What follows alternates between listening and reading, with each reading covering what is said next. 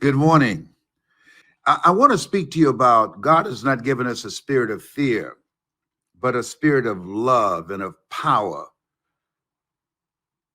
and a spirit of power and of love and of sound mind.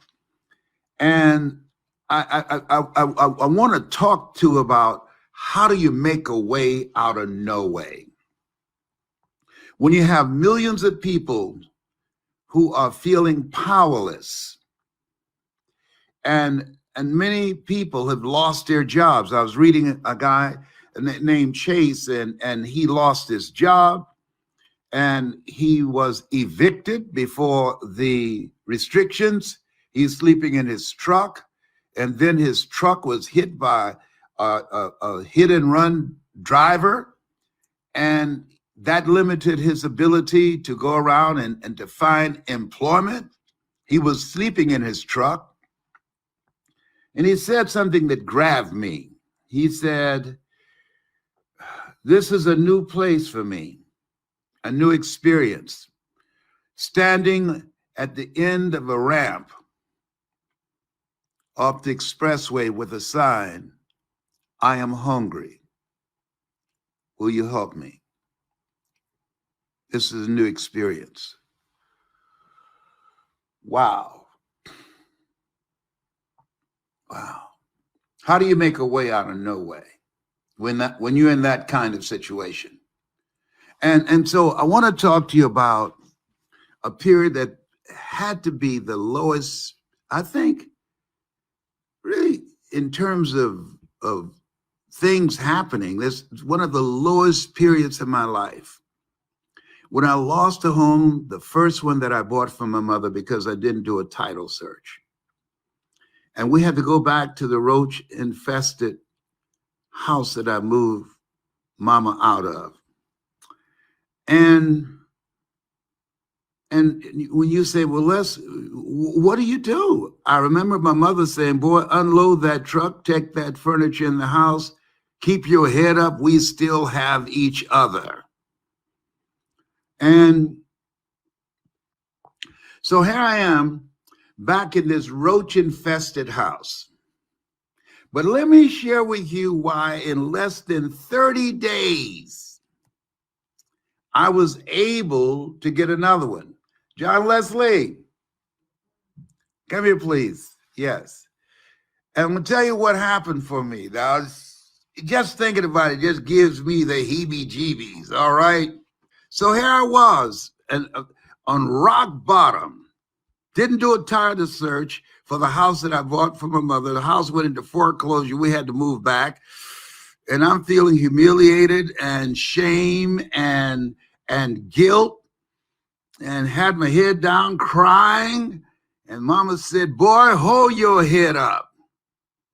And she put her hand under my head. Hold your head up. Put her hand under my chin. And take that furniture in the house. We have nothing to be ashamed of. I felt so proud, first of all, to move her out of this roach-infested house. That, roaches that when you turn the light on in the kitchen, they start scattering, running. He's here, let's hide before they go get some black flag or something, all right? Okay, so I was living in Ohio. So I came back home to get my mother home. And I was going to be in the back, and Mama would have the master bedroom. It was a very large place, and we were very comfortable, but we had to get out and go back to the house that I moved her out of. So which meant I had to live in the roach-infested house. And I said, Mama, these roaches, they're getting on my last nerve. She said, boy, you were raised with roaches. Shut up and flick them off. But you know what?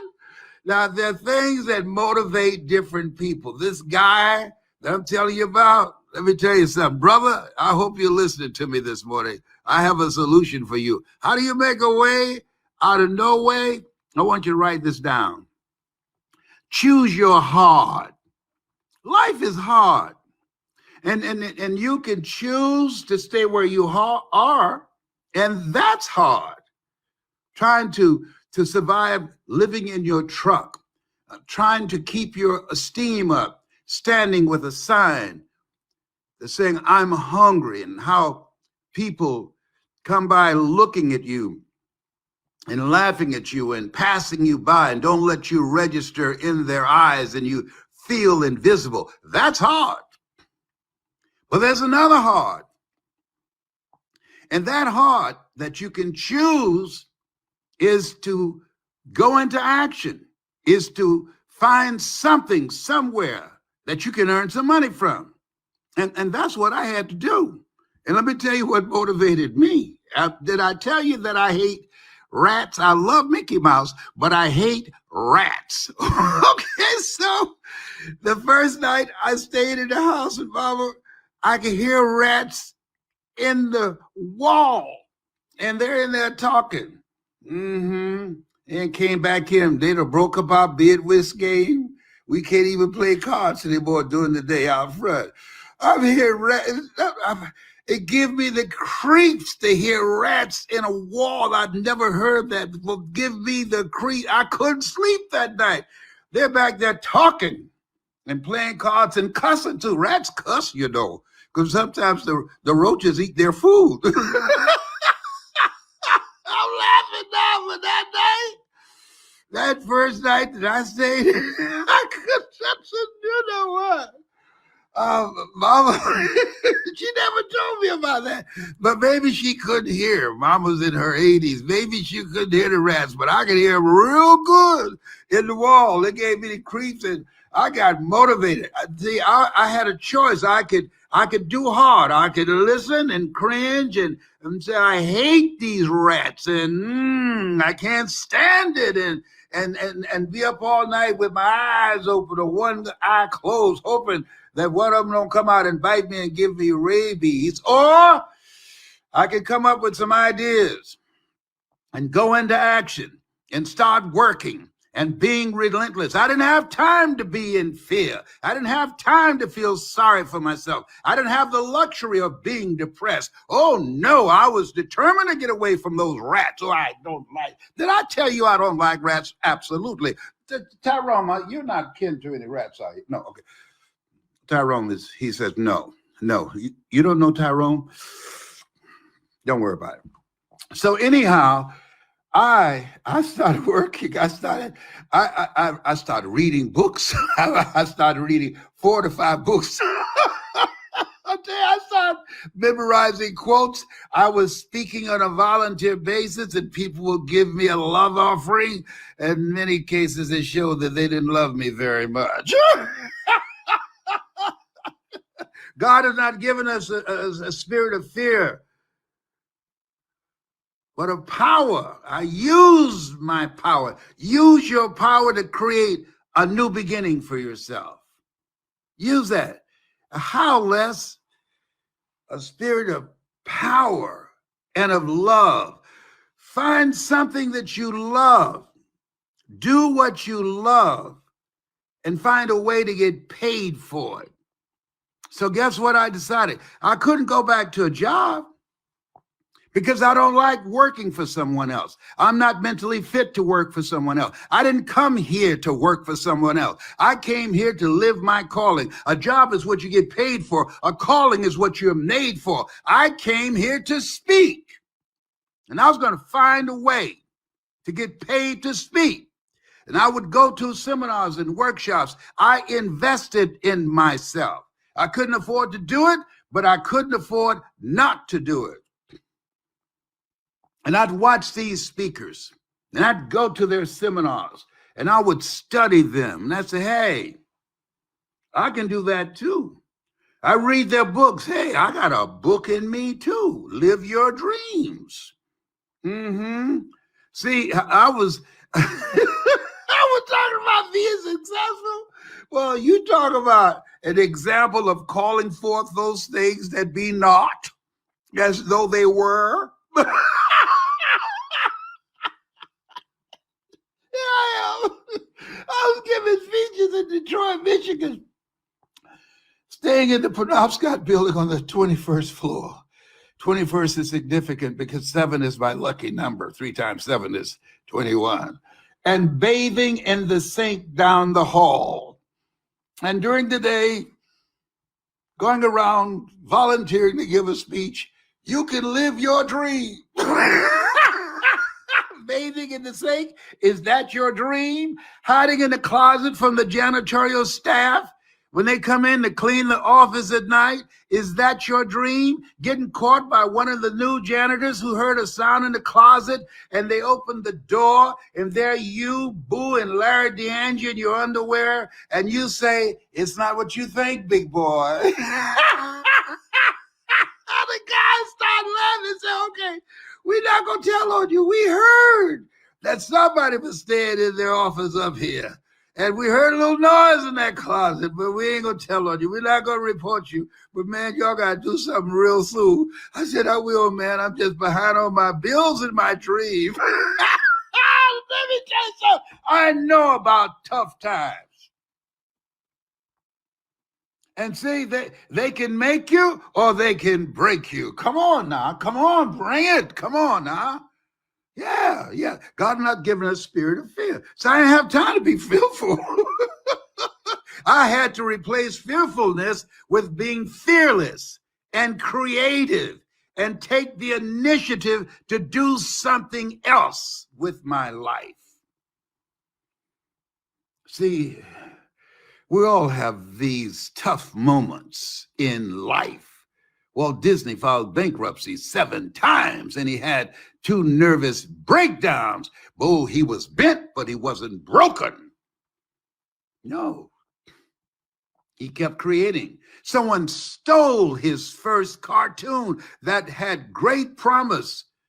And someone stole it. Somebody on his team stole it from him. His heart was broken. But he didn't stay there, being angry and bitter and talking about it.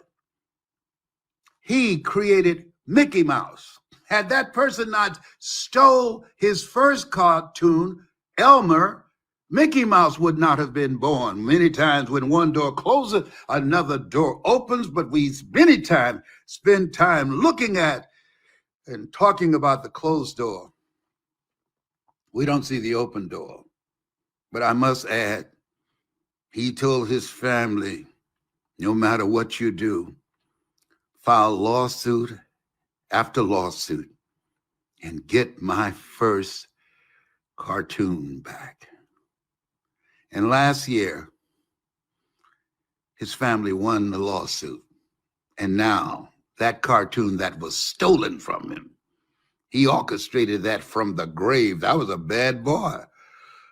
The family, the Disney family, got it back. Listen, let me share something with you here. You have no idea how strong you are. You're not in this thing life by yourself. And my heart goes out to people who have lost loved ones or loved ones have been diagnosed with the coronavirus. But one of the things that I know about this thing called life, when I lost the first house that I bought for my mother, I had to, 1, recognize what had happened, the role that I played in it, and 2, I had to keep it moving. Got to keep it moving. You don't have time to be depressed. You got to keep it moving. If you stop, and they say an idle mind is a devil's workshop. Yes. If you don't keep it moving, you will become overwhelmed with feelings of being powerless. You'll become overwhelmed with a negative mindset. You'll become overwhelmed with the adversities that you're facing, and you forget greater is he that's in you than he that's in the world. You forget you're more than a conqueror. You forget that you have the power to live your dream. You know, you got to get fired up. You got to get fired up in this thing called life. Let me tell you, this is the old Les Brown, but I got to introduce you to him sometime. Give you a little glimpse of him. I went to this training seminar. I was just starting out. I don't know what caused this guy. I was the only raisin in the milk. I don't know what caused him to come in my face and say, you have no right to be in here. In my face. 1982, I'll never forget. July the 8th.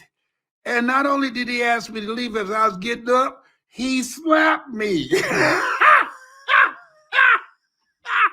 Oh my God.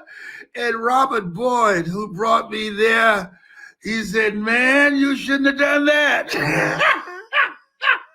Let me tell you something up in here. I grabbed his jewels. Back up, boy. Back up. Bam. You better not fall. Back up. I'm sorry. I know you're sorry. Bam. Don't you want to fall? Bam. I hit like Muhammad Ali. Bam, bam, bam. I'm holding his jewels. Mm-hmm. Bam. Did you take your medication this morning? No. That's Tyrone. He's a squirrel outside my window. No, I did not, Tyrone. So, I don't know what possessed him. I don't know if he had a bad night's sleep. I don't know. But they tell me he never slapped nobody else that looked like me. I left him unconscious. Listen, so many things can happen to you in life. So many things.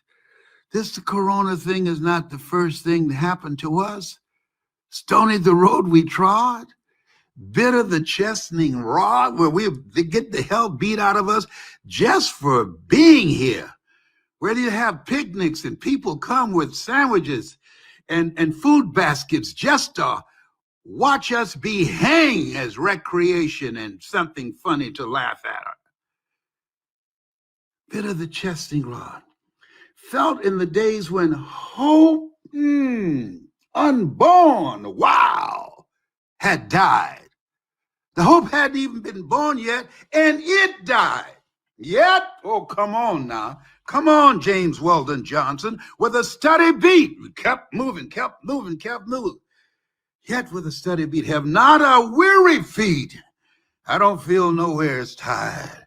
Come too far to turn around. Come on, William Hollis. I didn't come this far to come this far. Yet with a steady beat. God, thank you.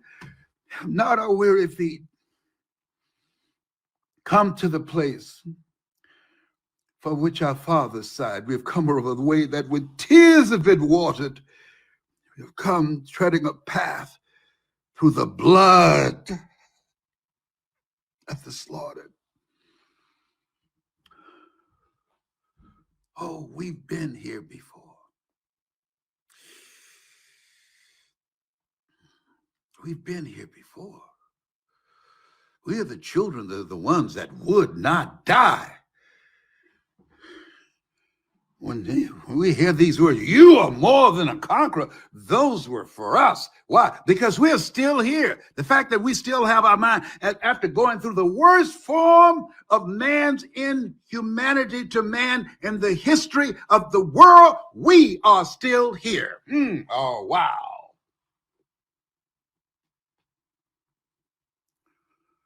And whoever you are, whatever your paint job, you're still here.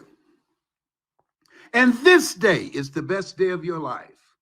This day, how could you say that? I don't have a job. This day, I'm going through foreclosure. I've just been evicted.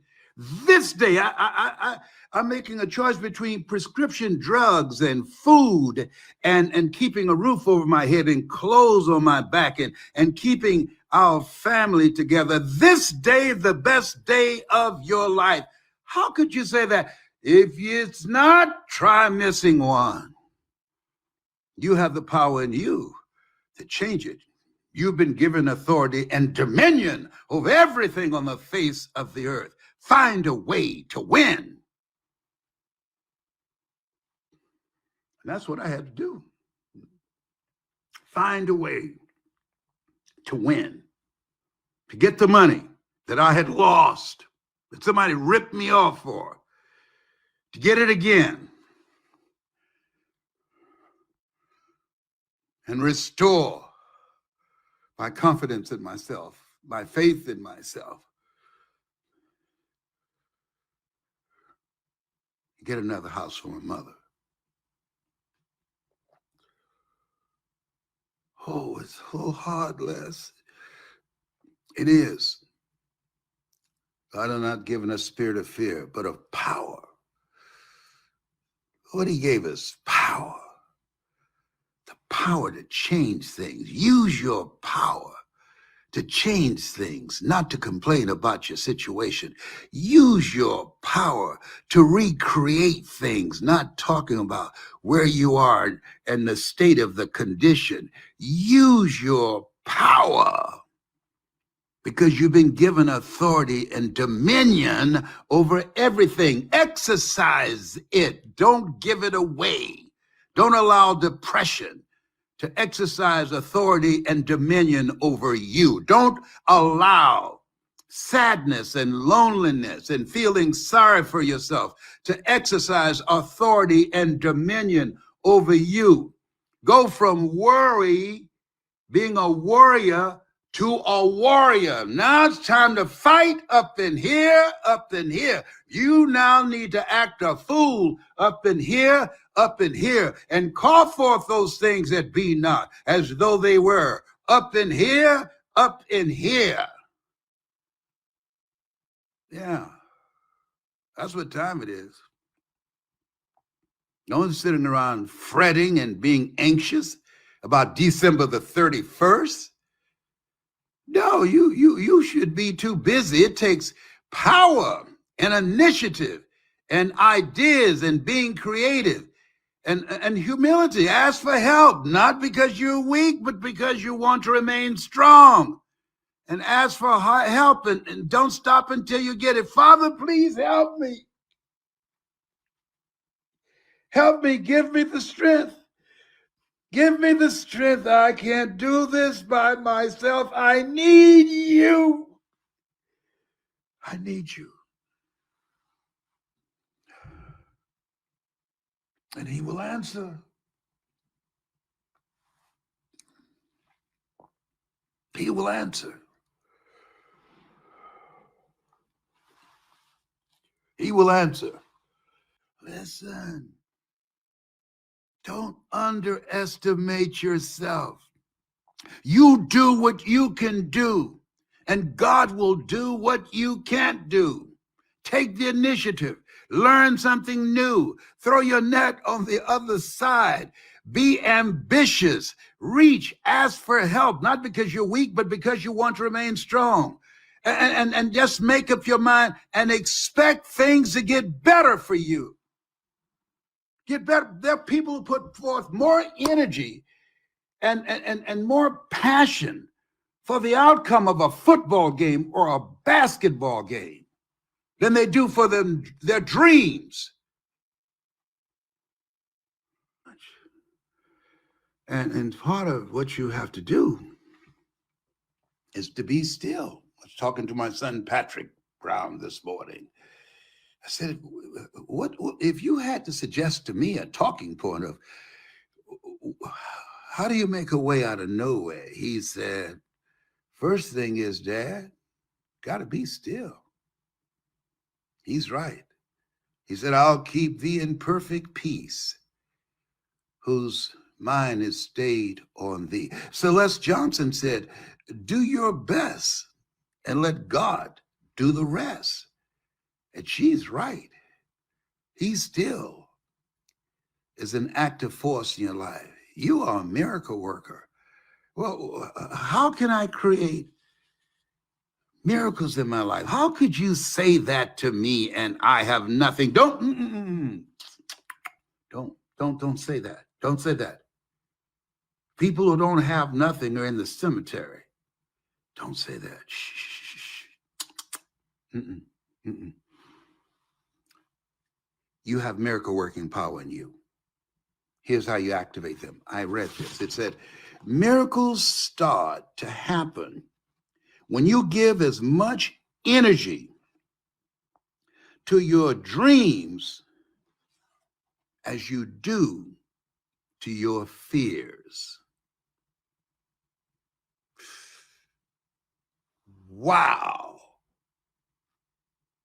Oh, that'll preach. Miracles happen when you give as much energy to your dreams.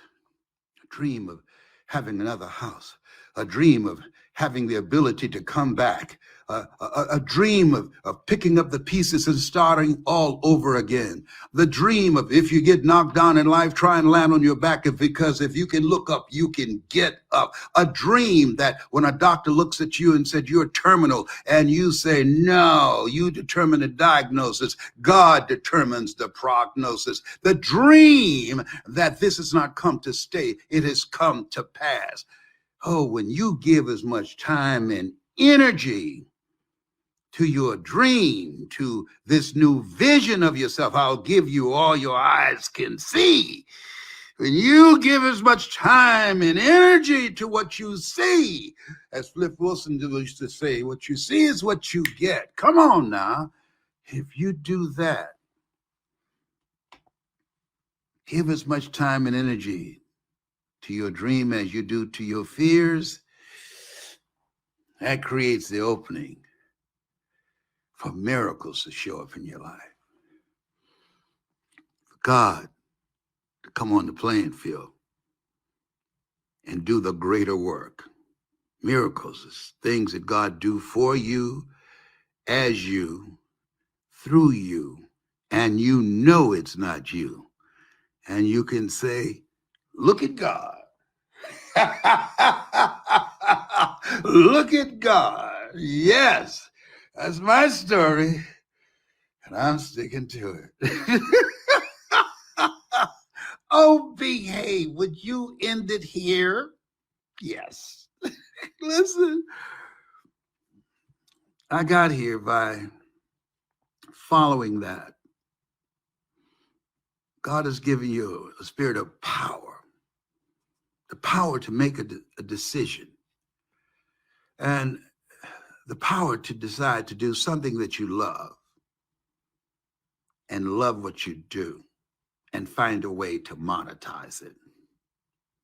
And of sound mind, something that will strengthen your mind. So I chose to speak. Reverend Ike used to say something I thought it was so heartless. He said, the best thing to do for the poor is not be one of them. I said, well, that's funny and that's cruel. He was right. Because if you're one of them, if you're poor, if you don't have nothing, you can't do nothing for them or yourself.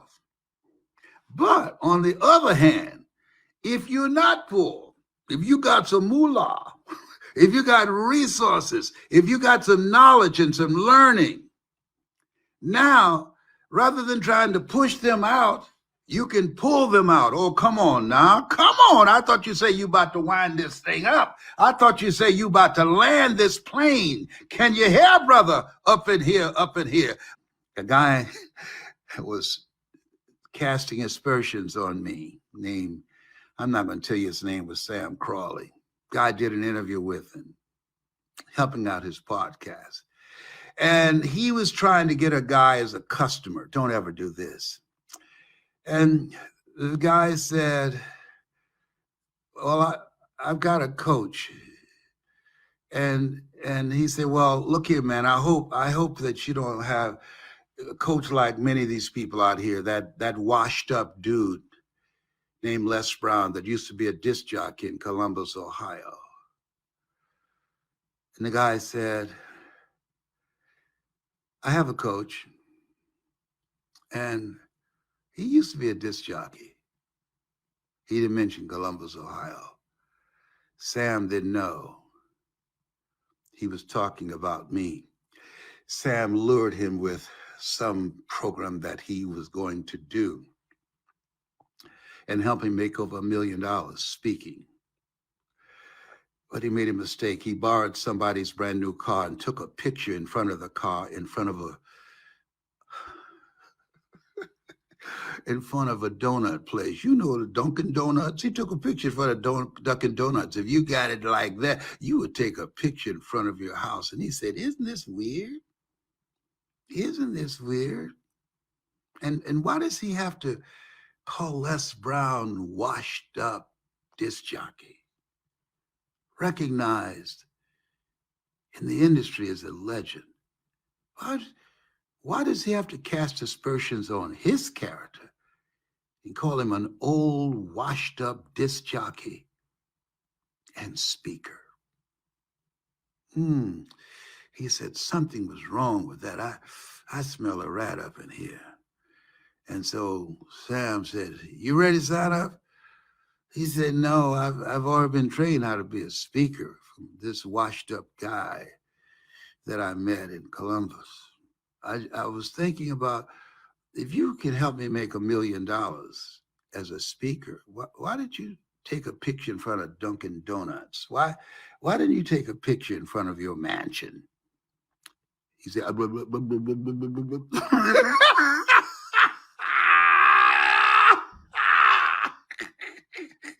he didn't have an answer.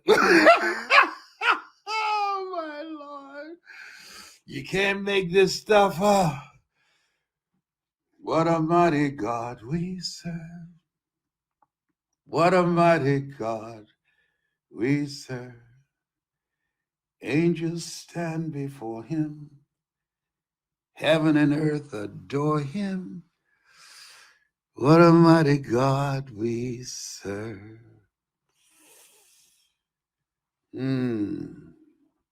I hope you enjoyed the message this morning from the Greatness Center. That's my story, and I'm sticking to it. Bye for now. I hope I brought a smile to your Sunday morning. Now you can go and have church, okay?